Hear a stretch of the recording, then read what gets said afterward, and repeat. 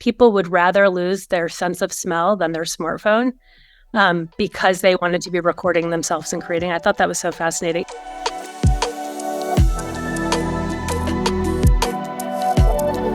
Hi, welcome to the Beam podcast. My name is Matt Edelman. I am the president and chief commercial officer of Super League. We are here to talk to smart people about what it takes to be successful in immersive platforms and through immersive media. What does a brand or IP owner have to build? How do they engage audiences? How do they let people know that what they've built exists? And then how do they measure results? These are big questions, they're important questions, and they're questions about the future of consumer engagement for young audiences. Thank you very much for being here to hear our insights. So I'm very happy to be talking with Nina Kammer today. Nina is Super League's head of sales and has been here for quite some time, had a tremendous impact on the company since she arrived. I think, one of my favorite things about welcoming Nina to the company was seeing her email signature. And it was because her name is spelled Nina, but that is not how it's pronounced. So when did you decide that spelling your name in your signature N number 9 NA was the easiest way where you would hopefully not have to answer a question about how to pronounce your name or correct people for pronouncing it incorrectly? Well, I appreciate that you picked that up because it goes over a lot of people's heads, but the people who know me kind of have this aha moment like, oh, that's what that's there for. And when you go by a name that's spelled like Nina your whole life and you get called that, you get creative on how to not insult people by having to pronounce your name correctly. And in fact, my handle on Instagram is also 9A. And the amount of times I've had people try to buy that off of me has been insane. I get hacked like daily. Wow. Well, I mean, there might be some money there. You never know. So speaking of money, right? You are a revenue generator. That's what you have been doing for a number of years, but it's not how you kind of entered the working world. So how did you end up kind of transitioning into being a salesperson? Yeah, so definitely not revenue numbers driven, but it was numbers driven when I was working in entertainment at Creative Artist Agency. And it was really looking at how movies were tracking and that correlation to how they would open in the box office. And so I got really good at explaining data to producers and directors and creatives. And when you have your finger on the pulse of data, nobody treats you like an assistant at a talent agency. I'll tell you that much. That's smart. I should have learned that earlier. As you started to figure out what it meant to have access to that data and how you could leverage it to really to help businesses grow. I mean, is that kind of the basic insight that with information you can spot growth opportunities? I think so. I mean, you can always storytell with numbers. I like to think of it the other way. Numbers really back up the storytelling. Revenue is black and white, right? It's, that's like the easy part. But I think, the whole business is really numbers driven, and why the digital industry is so exciting is because you can represent a variety of things that you can in historical marketing. And then it's just a matter of like trying to explain what they mean, right? I'm a big believer in storytelling. Peter Guber is too. He wrote a whole book on it. Quite a good book, by the way, and an entertainment figure of quite a reputation. But the way that you have learned how to build stories or to show data that backs up stories has pretty much always been, or at least for the last many years, has always been connected to, I think, kind of two primary themes. One, emerging technology, and the other is some sort of creator class, some sort of new group of individuals who become prolific content creators on these emerging platforms. So how did those two things sort of become exciting for you? And what about the intersection of those has fueled your continued enthusiasm? Yeah. So at Full Screen, which was one of the original MCNs that I worked at for a number of years. Prior to getting there, though, I actually worked on one of the first monetization plays on Twitter, X, right?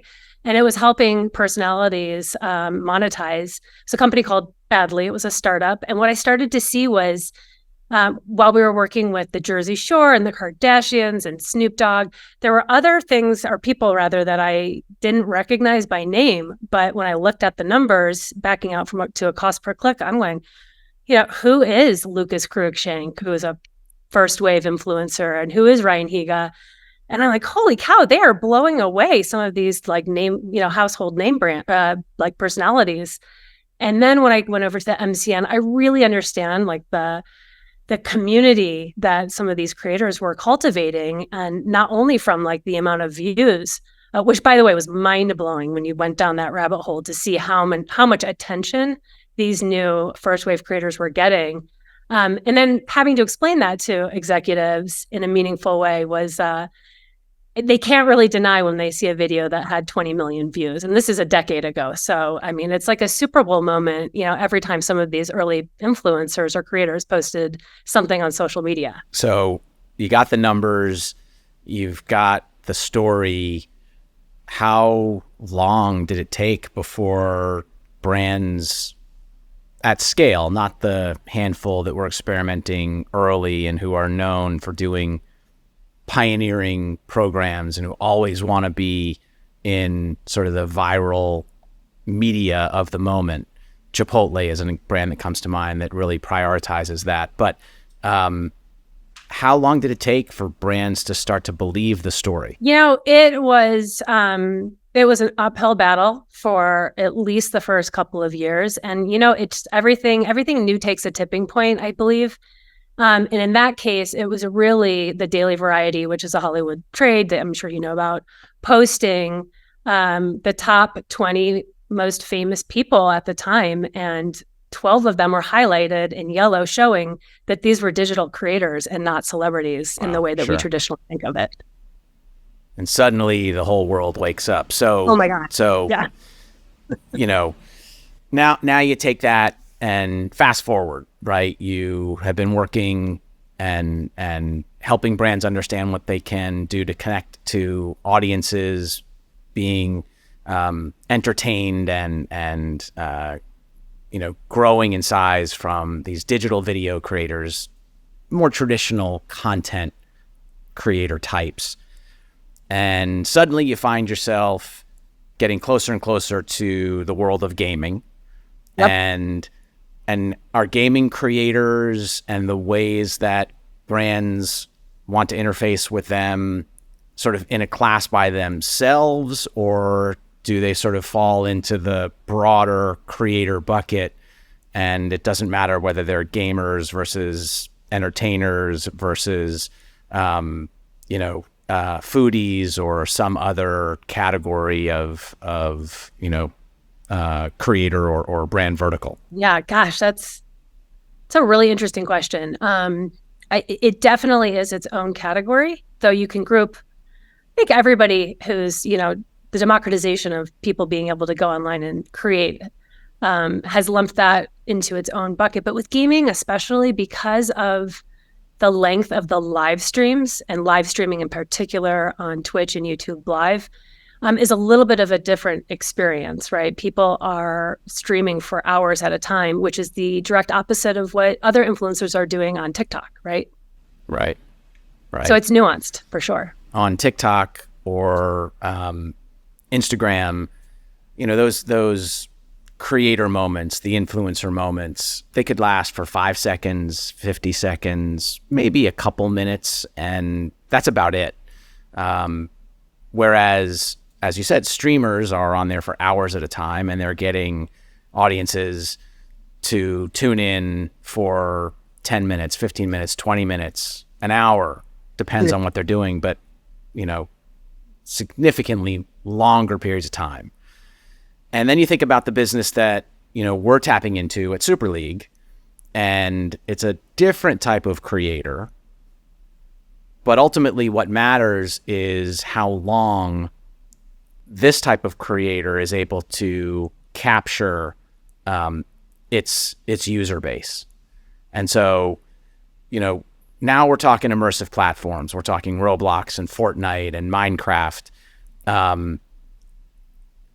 Is it important that audiences are spending extended periods of time in the experiences they care about on these platforms? Or is it okay, from what you think a brand wants to achieve, if they're just popping in and out and, treating it more like snacking on gaming content? Oh gosh, this goes back to the numbers we were talking about, especially on the measurement side, and especially with the attention economy, engagement being so powerful. To compare the engagement of like an in-game participation, like on Roblox, with people engaging with different experiences and jumping around versus, like a 7-hour live stream versus a TikTok. They're all really meaningful. Honestly, I feel like for brands specifically, you have to kind of include all of them, right? And each one has its own kind of nuance and creative way of organically kind of integrating into those platforms. And that's what we do, really, is like, okay, if you're going to be on a live stream, these are best practices. These are, and then same thing for Roblox and UGC, which Roblox to me is basically the new creator generation all over again. It's like watching history repeat itself from 10 years ago. I'm seeing, developers and UGC item creators as the new influencers. It's really incredible. And that is the part that we're tasked with every day, is like, this is new. What do those measurements mean? The engagement. And then you can say that, somebody engaged with your game for X amount, but what does that mean? And we're constantly thinking about and gathering data points to have those benchmarks and setting the stage in this new, basically this new social media, which are these immersive platforms.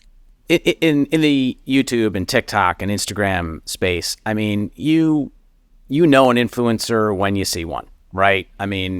Or someone who's trying to be an influencer. It is very clear when people are posting on those platforms for personal reasons versus professional aspirations or professional responsibilities, in a sense, to their own business. Do you think that the creators in immersive spaces, Roblox probably being the place with the largest creator community inside the metaverse, do you think that those creators understand the power that they wield? Oh, yes, because I think they get paid pretty well, like at least the top ones. But going back to camera-facing creators, where your face is on camera, that was like the number one and two career that young folks like wanted to have in a survey. And I remember talking about an interesting stat about people would rather lose their sense of smell than their smartphone, because they wanted to be recording themselves and creating. I thought that was so fascinating. And it's a dated stat. But to answer your question, yes, I think they know how powerful they are, but I don't think this set of new creators wants to be in front of the camera. They, I think, want their creation to be the one that really shines. What do you think? It's kind of new ground. You certainly don't see the creators of UGC items or games and experiences in these open platforms building personal followings into the millions. They seem to be entirely focused, and I think it's because this is where they make their money. They seem to be entirely focused on getting all of those hopeful millions of people to interact with their creations, to your point.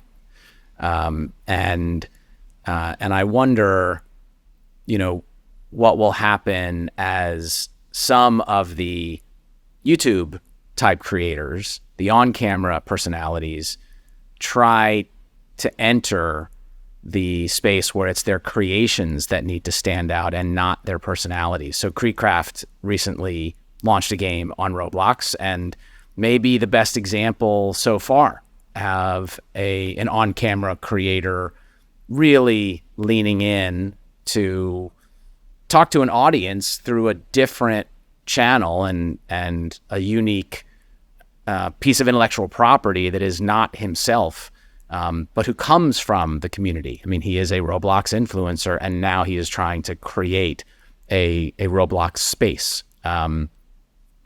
I wonder. I wonder if anyone might try to go the other way. It seems less likely to, because there's no reason, right? There's no reason their personalities have to be important. But when a brand is being asked about getting into one of these environments, do they care about the creator behind the IP, or do they only care about the IP? Oh, gosh. Okay, so many things. Creekcraft, by the way, I think we're going to see a lot more of that coming. Okay, it's built in awareness. People already know who he is. Specifically, he also, all his content is around Roblox. So it's a natural transition for him to then go into game development and create a branded game on Roblox, because that's what he posts about on YouTube, right? And he's very successful at doing that. But there aren't a ton like him. And I think a lot of you YouTubers have come over. There's not enough to know if that is successful or not. But on the flip side, it really leads me to the fashion category, because people with UGC items and fashion being like the most obvious category for Roblox, just due to avatars, how people present themselves. I think they want to see their creations being seen versus themselves, right? It's more about design and what immersive platforms for fashion specifically can offer for designers. It's so much easier to design digitally than IRL, right? Well, yeah, and I mean the number of creators who have built UGC items in Roblox alone is, I think, more than 11 million.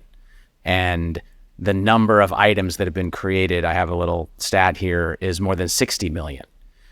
And so the volume of content is extraordinary, yet you have fashion brands who have entered the space and believe, because of either the recognition of their brand, or maybe their ability to design things that are a little bit better or different from what a UGC creator might design from scratch, without a brand attached, that somehow they can break through this noise. So what is it that will help a fashion brand? Is it just that Gucci creates a bag in Roblox and it's got the Gucci brand name, or is it also about which UGC creator they work with, who is known to create and knows how to create great UGC items? Yeah. So let me walk it back a little bit, because I think this is so fascinating. And I was really thinking about, maybe there's fatigue around camera-facing creators and people wanting to be a creator. I mean, it's so saturated. Maybe there's an allure to not having, a lot of these creators are hiding, right? You can find them on Discord. They're really hard to get a hold of. I have an example of a game my daughter plays. It's called Feather Family, and it was perfect for an integration I wanted to do. And we finally got a hold of this person, and we said, would you be interested in other kind of animal related movie campaigns? And they said, no, I really just like making bird content. So all about bird. I thought that was amazing. It blew my mind, because it was very true to what that game is. Okay, so then, forward thinking about brands and labels, pairing that with UGC, I think they're both important. I actually think that those two things coming together can be incredibly impactful. I wish I had data to support it, but I do think that if you are a brand and you are going to drop, and having it being limited too, right, is super important, because you want to create that scarcity, you want to create that experience of FOMO online. And I think a brand name like Gucci is very, very strong and appealing. But if you have a collab with a UGC creator, this is no different than, Nike, partnering with any like street fashion artist. I'm not cool enough to reference one right now, but you get where I'm going. You're definitely cool enough, and your reference would go right over my head, so you could have faked it. Although I guess our listeners may not. May know, and you couldn't fake it with them. But I guess the fashion industry in particular has looked at immersive platforms and decided that it is a critical space. And I think the beauty industry is not, far behind. One of the fascinating parts of that is there's usually an assumption, a presumption, I should say, that more gamers are male than female. And yet, if you're in, and by the way, that also suggests that the interest in 3D environments, whether they are on a gaming platform or an immersive website or in a VR experience, it suggests that maybe more males are interested in those experiences than females. Yet fashion and beauty companies are generally selling more to females than males. And so why immersive? Is it what you said? It's just easier to design? Or what is it about these spaces that has driven so much interest and commitment? Why did fashion companies decide that an immersive runway show was how they were going to come to life during New York Fashion Week, even though they're live at New York Fashion Week on a physical runway? Wow. Yeah. I mean, there's no doubt we are witnessing a new era in retail where physical lives are increasingly blending with digital lives. I think the immersive web, it's all about accessibility and being aspirational. And so I think, I never thought about it from a gender perspective, maybe beauty with that products like makeup, but I strongly believe fashion skews both male and female today, especially with Gen Z and alphas. I think people represent themselves by how they look, and that is largely associated with clothing, right? And then being able to try on new things in immersive worlds, that there's less risk. If you are a man and you want to try on a dress, you probably wouldn't maybe want to go out of the house doing that, but maybe you want to try that on, in a Roblox experience, which is just an example of being able to kind of break the rules and try new things and be yourself, and discoverability is all really accessible, I think, in immersive. That's a pretty interesting point. We have our proprietary analytics platform that is part of our technology suite, distributed across more than 700 Roblox experiences. And one of the metrics we have enjoyed being able to share with brands who access some of the developers using our software is being able to identify what we believe the gender to be of the player base in any experience. And we make we really base that determination on how a player chooses to identify themselves and represent themselves in these environments. And we are very transparent that doesn't mean that that's who they are, but that is how they identify in these spaces. And it sort of speaks to the importance of digital identity to younger generations. Yes. So, you have young kids, you're seeing them, kind of raid your pocketbook a little bit, your credit card account with UGC purchases. What is it? Why is this digital identity so important? The metaverse, on both sides of the equation, it's relevant for our users and it's relevant for fashion brands, in the way that for users, it lets people test new identities, some of which might not be possible in the real world. And so and it can change every day as people's moods and personalities and how they're feeling. It's so layered. And the same thing goes, I think, for brands too, is they can try new designs, new fabrics, a lot that might not be possible in the real world. And that also, even from like a sustainability perspective on fashion, a lot of the looks, in real life might not be a sustainable thing for the environment, but in the digital world, you kind of like the sky's the limit. So I just love the flexibility. I think it's incredibly inspiring. Okay, well, the last word that you use there is great. So inspiration. A lot of the inspiration that drives the team that you lead and some of the rock stars who are part of it has, come from what's happening at the intersection of sort of immersive platforms and entertainment.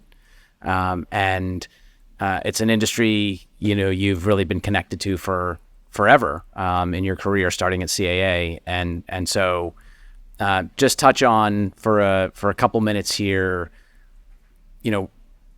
is it just so simple that, look, there are audiences of a certain size and certain demographic who are in these immersive platforms, and so of course if you want to reach them and Yeah. you're releasing a film, you have to have a presence there? Or is there something else that's driving the enthusiasm that we're seeing? Oh, I mean, there's 66 million people specifically on Roblox every day. On average, they will visit 14 new experiences a month.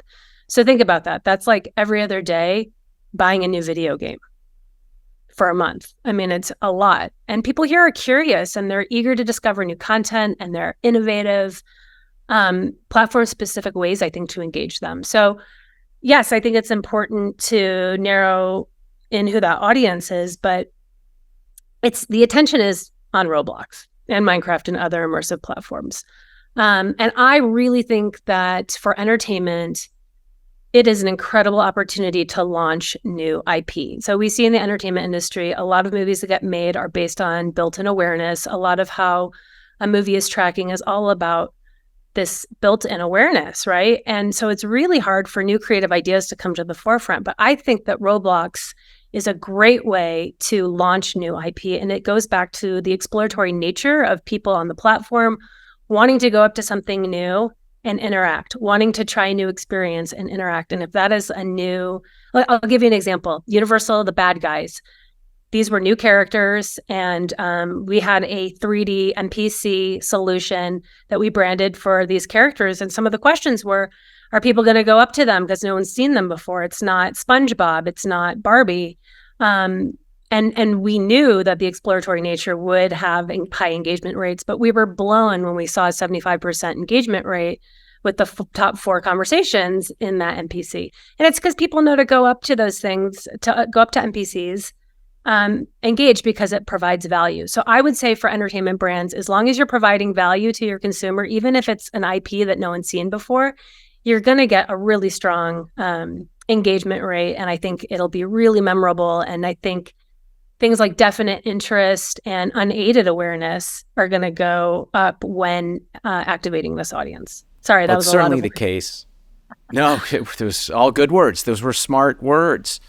Nina with a 9. Yeah. And so I just, it is clear, in all the work that we do, that these audiences often expect to encounter a brand for the first time in these immersive environments. And I think the latest research shows that 47% of Gen Z expects to discover a brand digitally in an immersive space before they experience it or discover it physically. So what you're saying rings true. And I would just cap it by mentioning that I had the chance early in my career to work for Marvel and help build Marvel's entertainment business. And I've had this notion for the last 2 or 3 years that the next Marvel, the next company that is able to build a roster of character-based intellectual properties that really take over the zeitgeist of future generations is going to be built through these immersive platforms. It's not going to be comic books. It's not going to be television. Certainly not going to be animated series. And so I think, that's a pretty interesting future state that I'll be excited to look back on and say I was one of the people who imagined it. So let's just wrap up this great conversation with just some things that you think are going to be important for CMOs and IP owners to be thinking about and prioritizing in the next 2, 3, 4 years when it comes to the immersive web and these open platforms. What's going to drive decision making and be important? I think that brands are going to realize that this isn't just going to be a press-worthy integration or a piece of their campaign that's going to be a one-off. I think that it's going to be a part of every marketing mix going forward. It's just going to be, you need to be in these platforms engaging with this audience in this way that they're used to and that they like.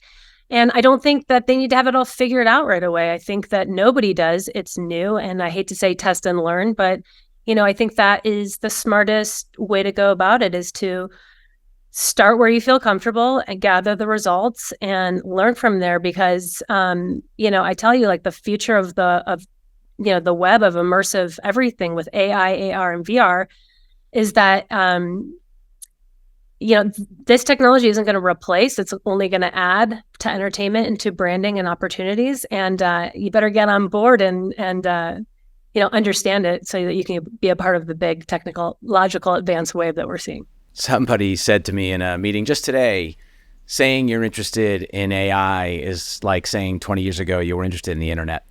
And so I think you're right. I think these emerging technologies are here to stay. They're going to build upon the 20 years of the internet that we've seen, 20 plus years, I guess. And you're right. I think if brands want to connect with new generations of consumers, if they're not speaking an immersive language as part of that connection strategy, they're not going to be speaking to these audiences. So Nina, this is fun. This is a really fun conversation. Thank you for joining Beam.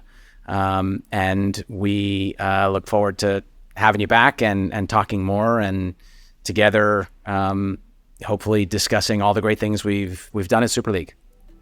Well, thanks for having me. It was great. Thank you very much for listening to Beam today. Please remember to find us anywhere you listen to your podcasts, and we will be back with more terrific information to help you build businesses on the immersive web.